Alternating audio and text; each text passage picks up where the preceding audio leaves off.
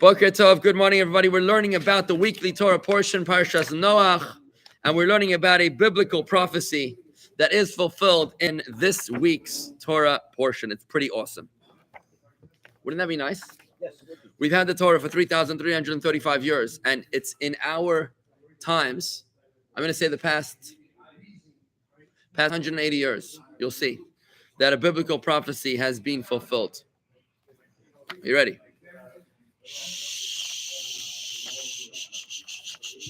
Okay. All right. Here it goes.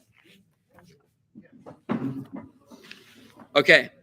It says in the Torah portion this week that in the 600th year of Noach,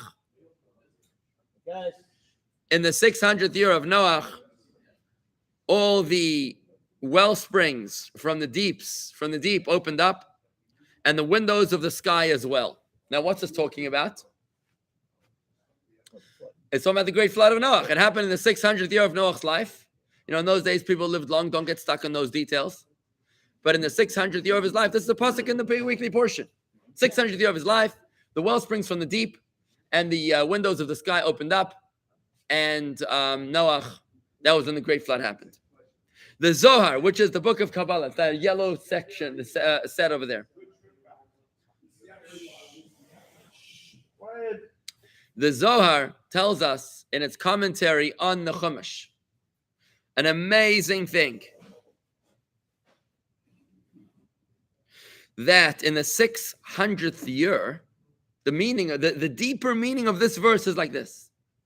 In the 600th year of the 6th millennium to the creation of the world, then will be opened up the gates from above and the gates from below, which is the gates of wisdom above and the gates of the well springs of wisdom from below, and the world will be repaired so that we will be ready for the 7th millennium. Wow. What does that mean? Well, let's take a look. What is the 6th millennium?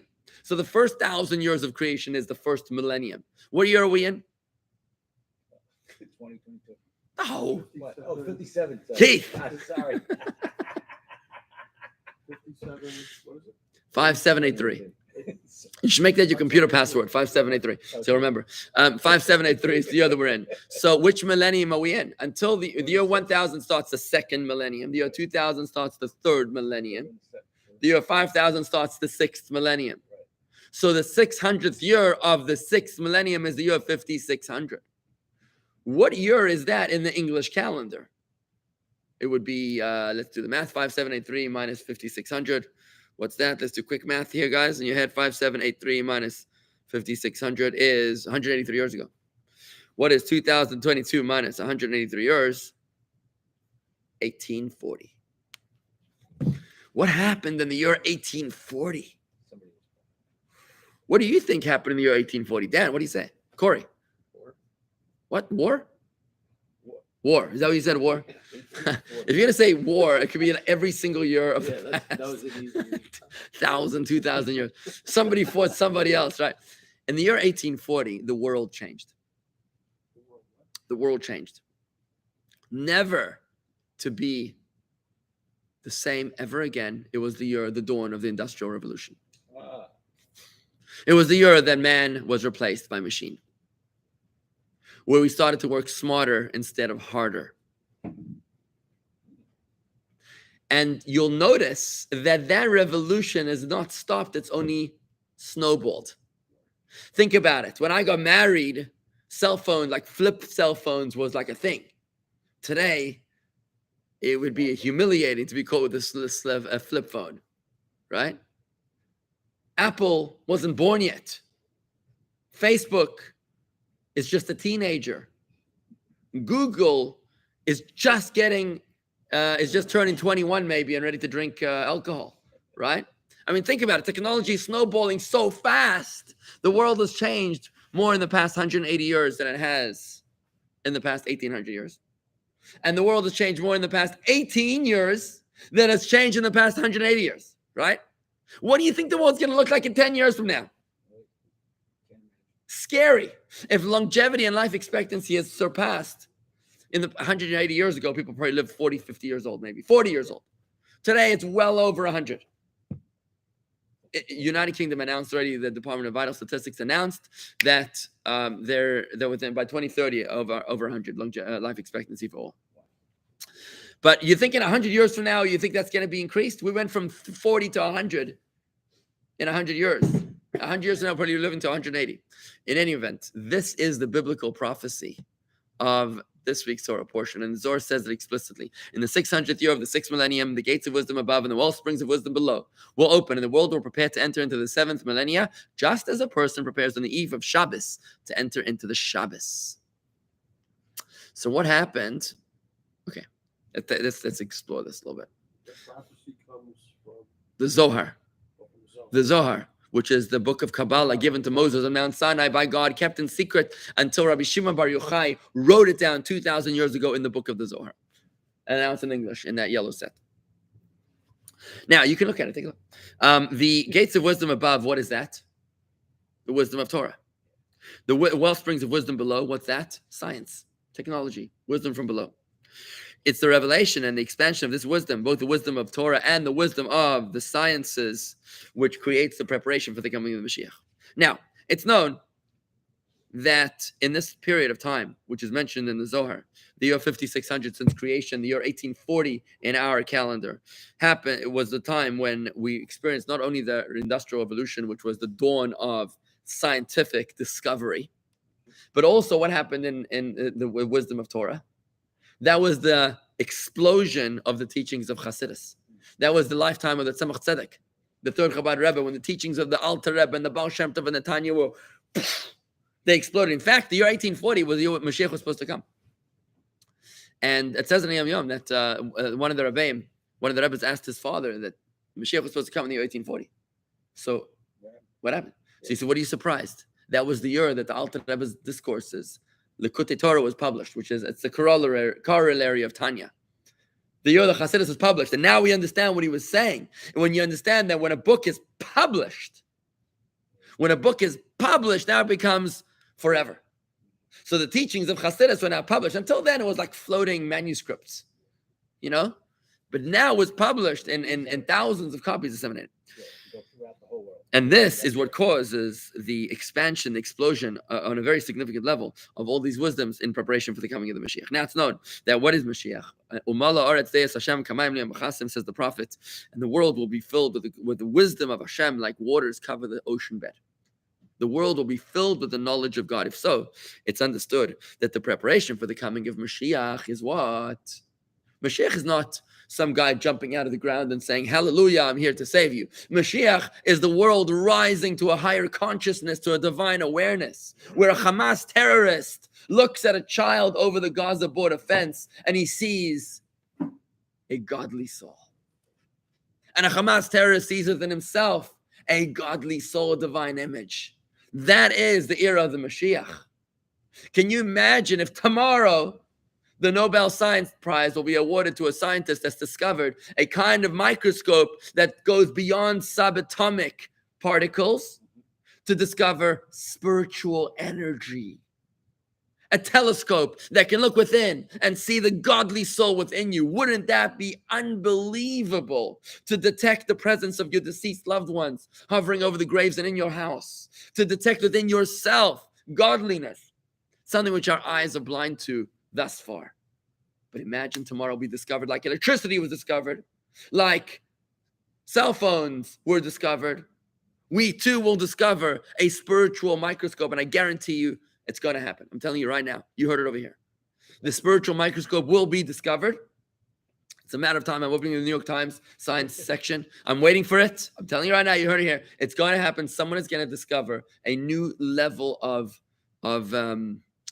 observation.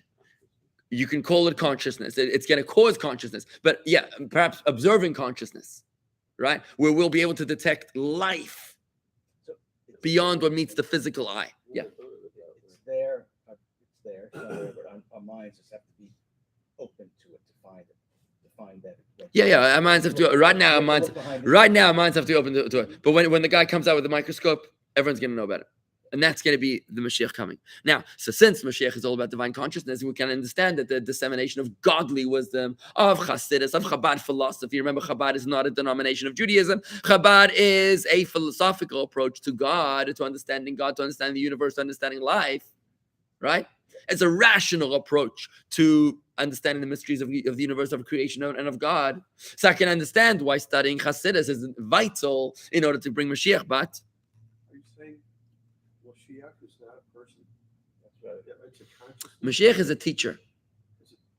It will be a person who's Mashiach is an era which is taught by the teacher. But don't get lost in the teacher. okay. It's like you're praying to God, the rabbi's giving the sermon. Don't pray to the rabbi. Do you know what I mean? The rabbi's giving the sermon. He's giving the sermon. So that's nice. But the message is about God. So Mashiach is bringing to us divine consciousness. He's the teacher of divine consciousness. But it's not all about him. He's just the pilot of the airplane. I don't want to throw your course off track, but I think if Harvey, we're all waiting for this. Or someone comes, there's a bright light, everything changes overnight. Pigs are flying, we eat them, whatever. But technically, the Rebbe we could be in that era right now. We are. We were taught. We already are. As the people learn and become more conscious or whatever, we could be in that period right now, though. That's what he's saying, though. We are. Because we're learning. I'm telling you right now. It's coming, we say, but how do we know the Rebbe wasn't the Mashiach? He probably was. And now his learning Why not? is spreading. 100%. 100%. You see what he's saying? He's saying, could the Rebbe be the Mashiach? I can't think of a better candidate than the Rebbe. I mean, I don't think it's the janitor down the road. Do you know what I mean? If there's anyone I had to point a finger to, I would say the Rebbe. Now, the Rebbe gave us the wisdom. He gave us all the tools. That's this whole bookcase. If I spent 8 lifetimes teaching it, I wouldn't finish. Do you know what I mean? It's up to the people to see it. Exactly. It's up to us to see it. And the Rebbe said that to us, his last words. All you need to do, Mashiach is here. Just open your eyes. Remember, we spoke about that. Open your eyes. It's here. Now, think about it. The biblical prophecy says it's happening. The biblical prophecy says it's happening in the year 1840, right? So that young Rebbe asked his father, why Mashiach didn't come? And he said he did. We published the Alter Rebbe's teachings. That's exactly your point, right? Thank you. We are living in the most exciting times in the history of the world. And we're sleeping through it. We are literally sleeping through it. My job as a Chabad rabbi is to wake myself up, and to wake my family up, and to wake my community and the world up to the awareness of the amazing, exciting, brilliant times that we're living in. Because remember, Mashiach's coming is like the rise of the dawn. Don't we live forever with Mashiach? Yes, we will. And guess what? Science is racing towards that. That's my point. So you know, when the sun rises, it doesn't just go dark to light. It goes so slowly that you just don't realize it. And by the time you realize what's going on, it's broad daylight outside. It's like cooking a frog. You know what cooking a frog is like? You know how you cook a frog? You ever tried? You put him on a slow fire. Put him in water and slow fire. It loves it. It's warm. It loves it. And it gets just a little bit hot, a little bit hot. Before he knows it, he's cooked, right? But if you put him in boiling water, he's going to jump right out.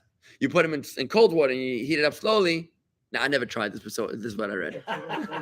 So that's how Hashem is cooking us. He's ready to bring us into Mashiach, and we're seeing, they found a vaccine. Oh, they found a cure for AIDS. Oh, they found a cure for cancer. Oh, they found a cure for this. Oh, they found a cure for that. Next thing you know, we're living to 180 years old.